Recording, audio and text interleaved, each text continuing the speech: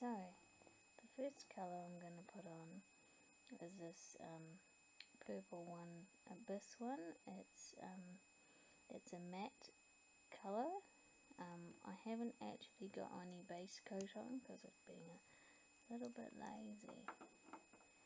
So I'll put this on.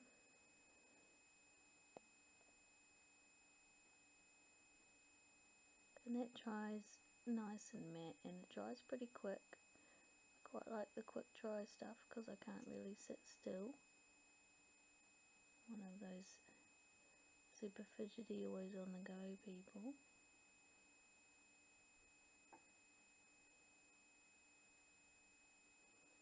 And I make a total mess when I'm applying these as well. I kind of worry about cleaning it up later because I don't have a very steady hand. I just kind of just splash it on there and clean it up with a cotton bud all around the edges when I'm done.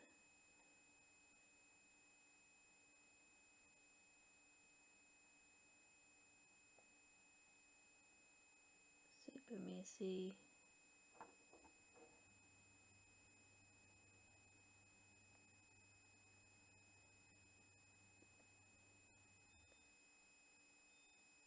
So that'll dry in about 5 minutes tops, and then I'll do a second coat.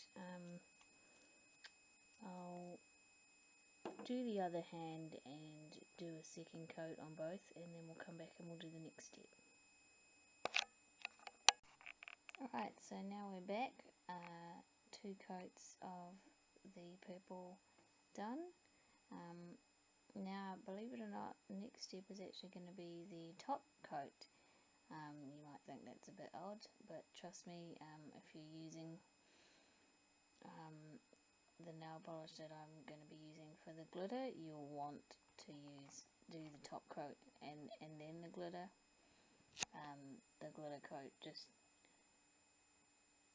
won't dry very well under your top coat, even though you think it has, and it'll be all sorts of mayhem. So I'm going to use Q-Tex quick dry top coat. It's supposed to dry in about 60 seconds, which is ideal for fidgety me. So we'll pop that on.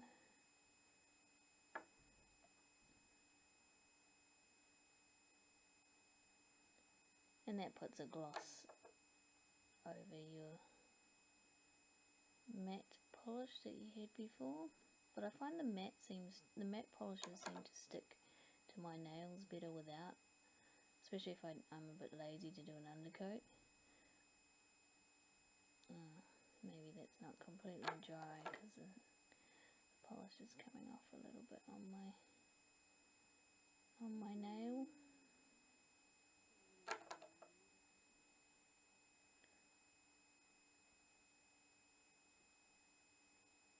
So I will go ahead and do the other hand as well again, and come back to you when that's dry. Right, so I've got my clear coat on top done now. As you can see, it's still messy. I haven't bothered to clean it up yet. Now it's time for the final, the glitter coat. So this is another Abyss one. It's called $1 Million Baby. I really like it. It's beautiful gold, different sizes of hexagonal shaped glitter pieces. It's really I love it. But it is, as I said before, quite difficult to get it to dry. It can be quite goopy. It's just because of all the glitter bits in it, so it's not really avoidable. All we need to do with that is just slap on that $1 Million Baby. I try to get as many glitter pieces on as I can. That's probably why I have some issue with it drying. You can, once again, it's okay to make a complete and utter mess, because we can clean that all up later. Bling it all out like that. Push push that bit back on.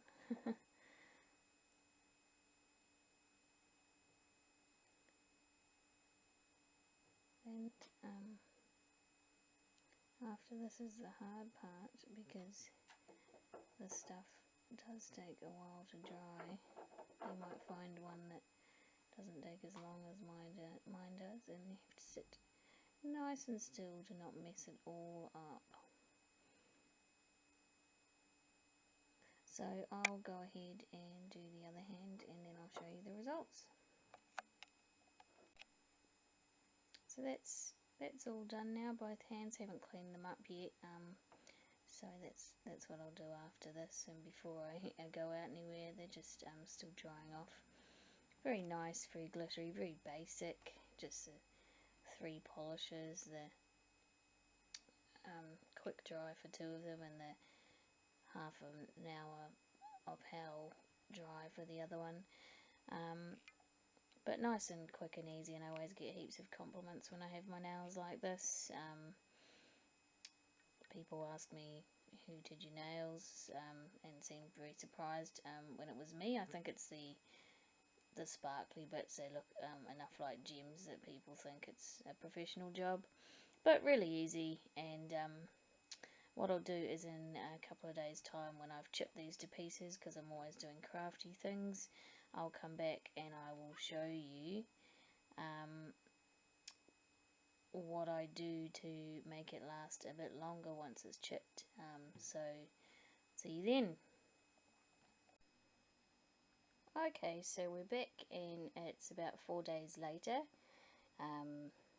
My nail polish has started to chip. Done pretty well getting 4 days out of it, really, for me. So here's just another wee way with this style of nail polish. You can keep it going for a few more days without having to completely remove it and start again.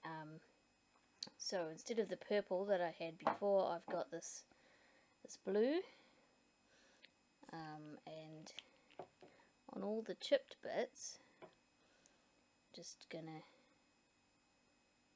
first dot onto the chipped bits, and then other wee dots over the area as well. And do that. So get all the chipped bits first, and then add in some dotty bits.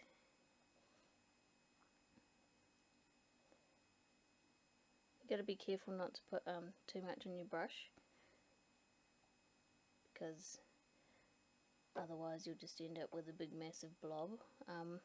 If you want to do this really delicately, you can do it with like a toothpick or something, but I'm not really worried. A bit more freestyle, if you will. And some of my nails aren't chipped at all, because I've done quite well.